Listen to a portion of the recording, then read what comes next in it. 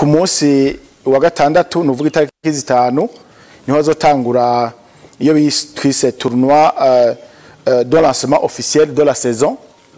Ni kuvuga ni tournoi izokina mu match gusa ngahe Bujumbura kubera yuko guru twasanze batareza kwitunganya neza.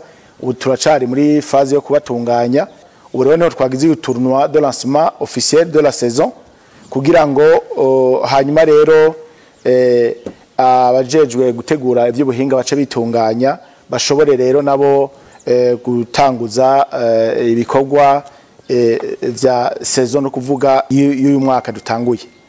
Nuko rero hama ama match ukuntu atunganijwe na ama match tuzogira ku buryo ama equipe yose azoba ari muri champion muri tournoi ahura. Murazi ko tukiri mu ntango ariko twaravuze yuko hazoba ibintu vya valorisation de coupe.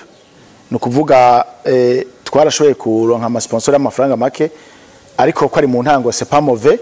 No kuvuga abazotwara coupe ku bagabo n'abagore bazoronka 500,000 kwiyo coupe.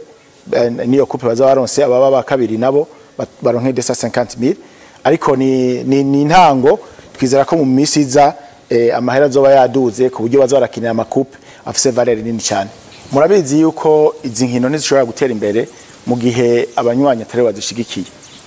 No kuvuga inkino zose zitera imbere kubera abanywanyi kuvuga aba fans. Urumva rero hazobakurisha ariko no kuvuga ticket simple bazoriha 1000 hama iyo bita ticket VIP barihe 3000 na ticket sponsor irenga 1,100.